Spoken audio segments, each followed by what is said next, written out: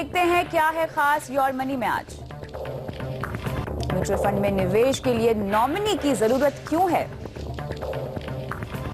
Insurance के traditional plan में क्या कमाई हो सकती है?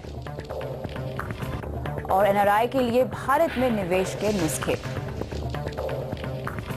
तो इन तमाम मुद्दों पे आज होगा योर मनी का फोकस और आपके सवालों के जवाब देने के लिए हमारे साथ आज जुड़ रहे हैं आनंद राठी वेल्थ मैनेजमेंट के फिरोज अजीज। फिरोज, आपका स्वागत है शो पर। आगे बढ़ते हैं। निवेश की शुरुआत तो हम कर देते हैं, लेकिन अगर परिवार में कोई अनहोनी हो जाए तो वो पैसे हमें कैसे मिले, कैसे उनको हम क्लेम कर सकते हैं? नॉमिनी बनाना क्यों जरूरी है अपने निवेश के लिए? आज इन्हीं सब बातों से हम शुरुआत करेंगे आज योर मनी में। तो फिरोज, सबसे पहले आपसे मैं ये समझना चाहती हूँ कि हमें अपने निवेश के लिए एक नॉमिनी की जरूरत क्यों होती है? नॉमिनी का मतलब यहाँ पर क्या होता है? देखिए कविता, क्या होता है कि जब आप इन्वेस्टमेंट्स करते हैं तो बहुत इंपॉर्टेंट ये होता है कि अगर कुछ इवेंचुअलिटी हो जाए और कुछ आपके साथ कुछ हादसा हो जाए और आप अपनी लाइफ खो बैठे, तो जो ये पैसे हैं, जो आपकी जमा पूंजी है, वो अगले नेक्स्ट हायर आपके जो चाहने वाले हैं, जिनको आपने नॉमिनेट किया है, उसके पास ये यूनिट्स बिना कोई प्रॉब्लम के पहुंच जाएं। ये बहुत इंपॉर्टेंट होता है। Nominee is nothing but a person जिसके हक का ये पैसा हो जाता है। अगर आपको कुछ हो जाए और आपकी जिंदगी कट शॉर्ट हो जाए और कोई इवेंचुअलिटी हो जाए तो पैसा उसको ट्रांसमिट होता है। और नॉमिनी बहुत इंपॉर्टेंट होता है, क्योंकि अगर आप इंडियन म्यूचुअल फंड इंडस्ट्री में देखें तो 10 से 12 हजार करोड़ रुपए जो हैं वो नॉमिनी के बगैर हैं, और काफी अनक्लेम्ड डिपॉजिट्स बहुत हैं हमारी इंडस्ट्री में। तो ये बहुत इंपॉर्टेंट प्रैक्टिस है कि कोई भी कभी म्यूचुअल फंड यूनिट्स खरीदें तो आपकी गैर मौजूदगी में इसके ओनर्स कौन होंगे ये स्टेट करना और एसेट मैनेजमेंट कंपनी को बताना एक बहुत अहम हिस्सा हो जाता है निवेश का। फिरोज, ये समझाए कि नॉमिनी जो होते हैं, जब हम चुनते हैं तो अगर क्लेम की हम बात करें तो नॉमिनी किस तरह से अपने क्लेम के लिए आगे बढ़े निवेश को लेकर, कौन कौन से डॉक्यूमेंट्स की यहाँ पे जरूरत पड़ती है, किस तरह से एएमसी को या फंड हाउस को अप्रोच करना चाहिए?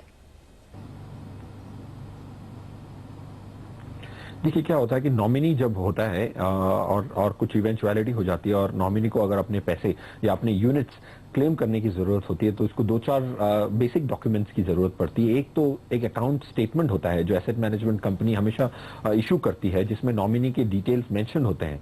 तो वो अगर आपके पास अकाउंट स्टेटमेंट हो जिसमें आपके नाम का नॉमिनेशन फाइल्ड हो अर्लियर यूनिट होल्डर के हिसाब से, तो वो एक प्रोड्यूस करना बहुत इंपॉर्टेंट होता है। और नो योर क्लाइंट के जो डॉक्यूमेंट्स होते हैं, जैसे आईडी प्रूफ होता है, एड्रेस प्रूफ होता है, ये नॉमिनी के देने बहुत जरूरी होते हैं। बैंक अकाउंट डिटेल देनी होती है और इंडेमनिटी फॉर्म्स देने होते हैं। तो ये 3-4 डॉक्यूमेंट्स जो बेसिक होते हैं, और हर एसेट मैनेजमेंट कंपनी के थोड़े रिक्वायरमेंट्स थोड़े डिफरेंट हो सकते हैं, बट ये बेसिक डॉक्यूमेंट्स के जरिए एक नॉमिनी अपने यूनिट्स को क्लेम जरूर कर सकता है और अपने हक का जो यूनिट्स जो उनको बिल हुआ है नॉमिनी के तौर पे, वो जरूर आपके अकाउंट में ट्रांसफर कर सकते हैं इवेंचुअली। बिल्कुल फिरोज, यहाँ पे हम 2-3 सिनेरियोज कंसिडर करना चाहते हैं।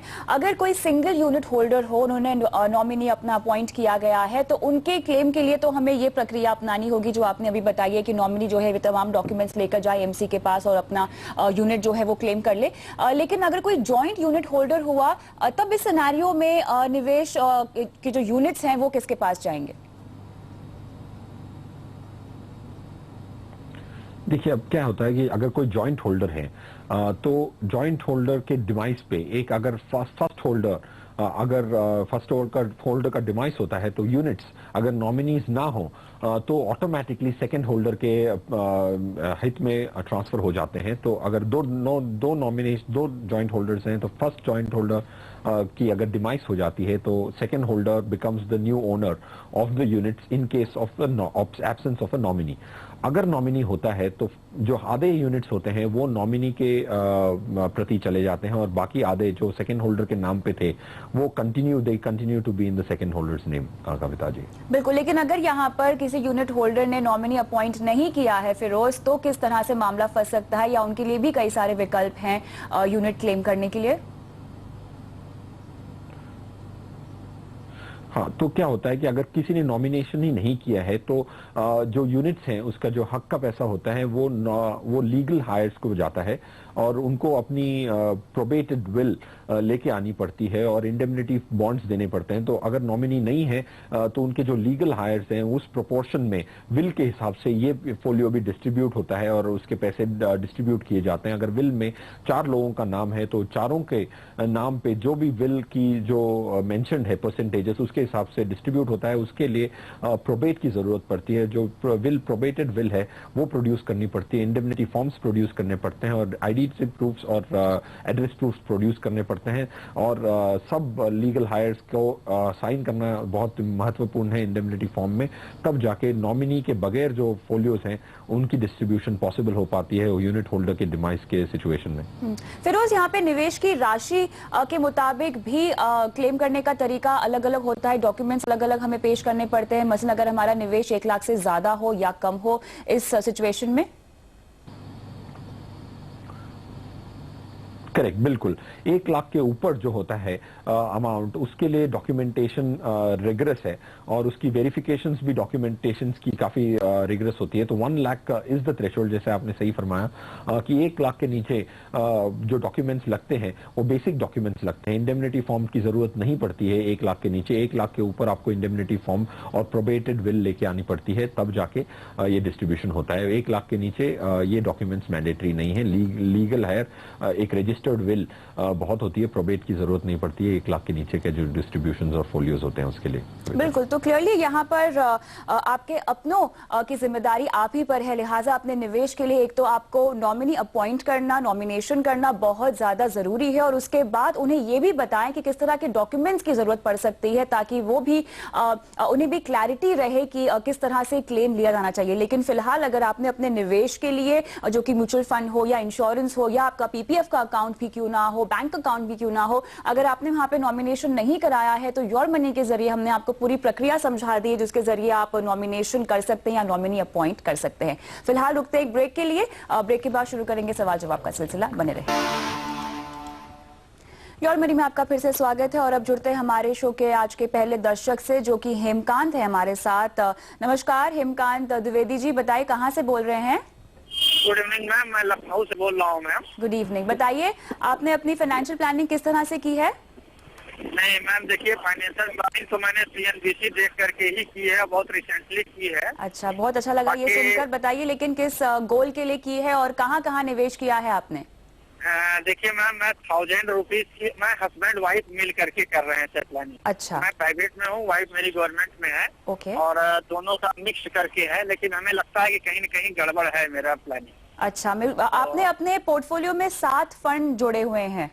जी जी जी। और इन 7 में आप 1000 रुपए डालते हैं? जी मैम, IDFC टॉप 200 में मैं 2000 करता हूँ। अच्छा, इसमें 2000 आप करते हैं, यानी कुल मिला के आपका 8000 का निवेश है, ये समझू मैं? जी जी मैम जी। ठीक है, कब से कर रहे हैं आप ये निवेश? ये 2011 से कर रहा हूँ मैम। 2011 से कर रहे हैं।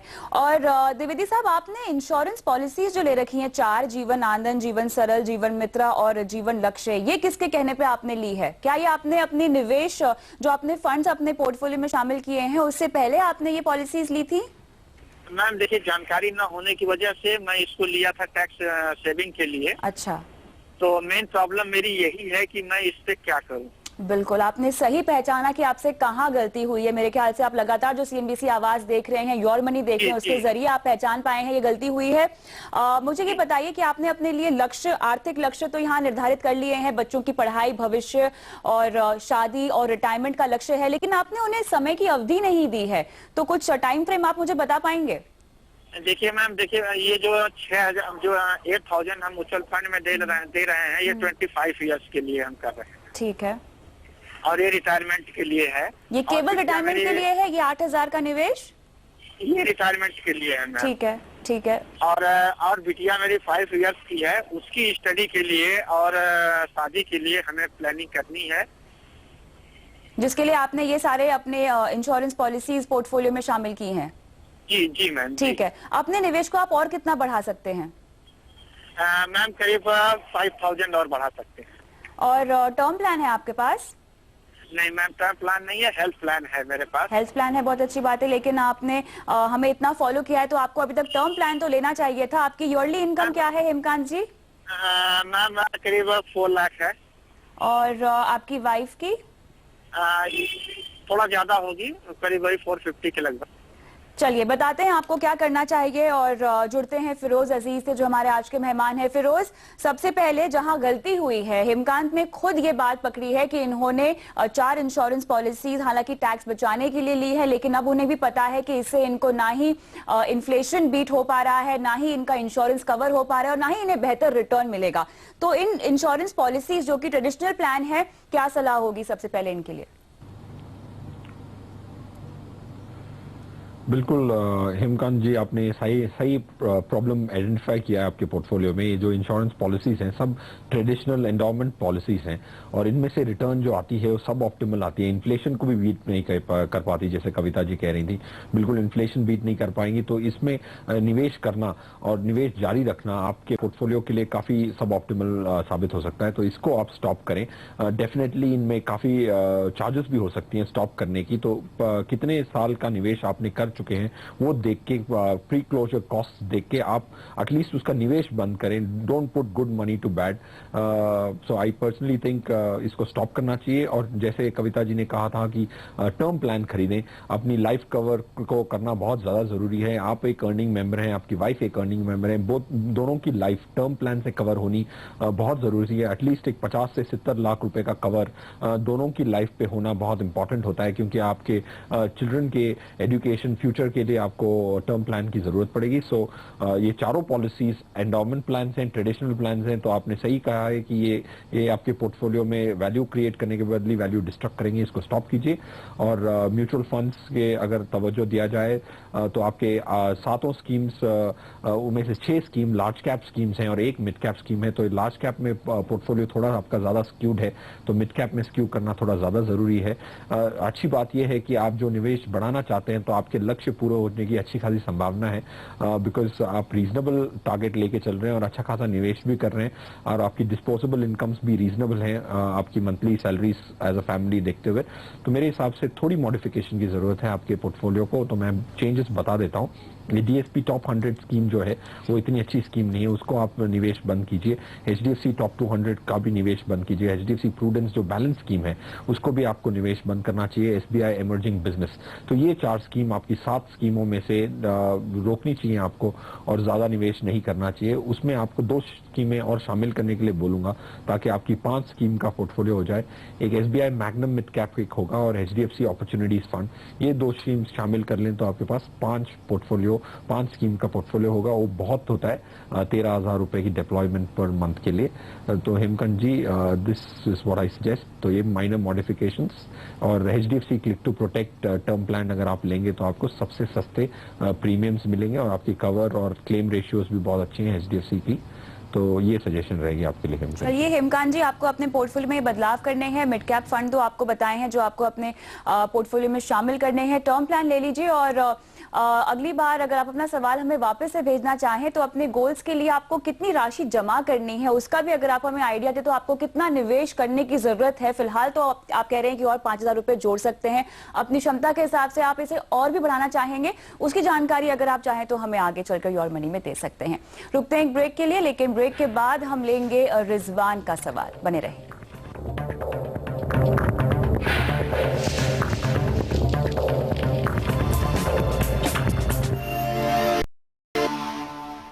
योर मनी में आगे बढ़ते हैं और अब लेते हैं सऊदी अरब से रिजवान का सवाल। हमारे साथ रिजवान फोन लाइन पर है। नमस्कार रिजवान। जी नमस्कार। बताइए आपने अपनी फाइनेंशियल प्लानिंग किस तरह की है और योर मनी आप कब से देख रहे हैं और कैसे अपनी निवेश की रणनीति बनाई है आपने? वो मैं जब ड्यूटी से फ्री होता हूँ तो फ्री टाइम में मैं यूट्यूब पे ही स्पेशली प्रोग्राम देखता हूँ। अच्छा। तो योर मनी।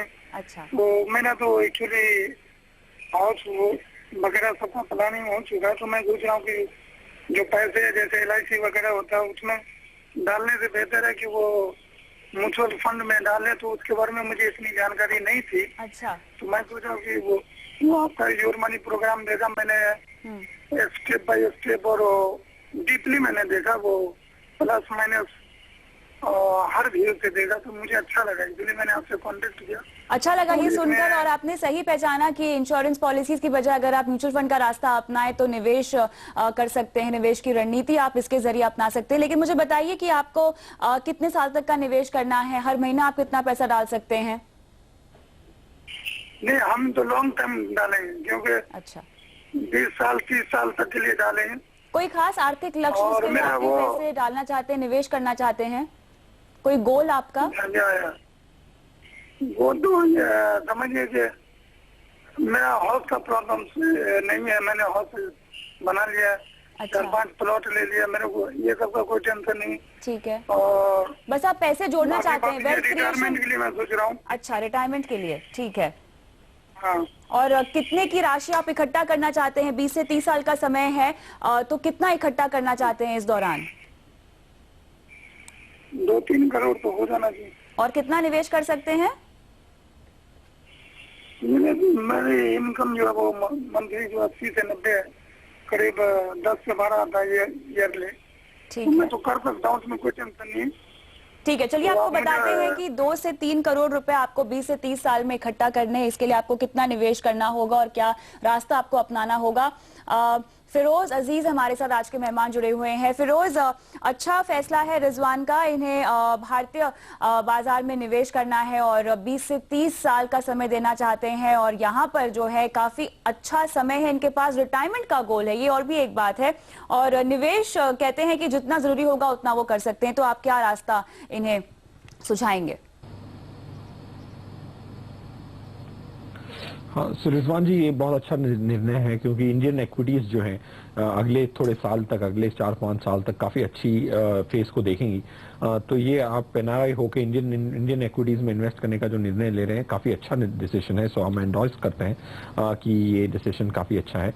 रहा सवाल आपको क्या लक्ष्य रखना चाहिए, आई थिंक उस पर बहुत जोर देके, उस पर थोड़ी मेहनत करके आपको थोड़ा सोचना चाहिए कि आपको क्या रिटायरमेंट के लिए कितना कॉर्पस चाहिए होगा, क्योंकि मेरे हिसाब से 2-3 करोड़ का रिटायरमेंट कॉर्पस 20-30 साल के बाद जो इन्फ्लेशन देखी जाएगी उसमें इतना ज्यादा नहीं रह पाएगा, क्योंकि आपको उसी कॉर्पस के जरिए अगले 20-30 साल काटने होंगे। तो मेरे हिसाब से उसको आप थोड़ा और जरा सोचिए, और मेरे हिसाब से ज्यादा लार्जर कॉर्पस की जरूरत पड़ेगी।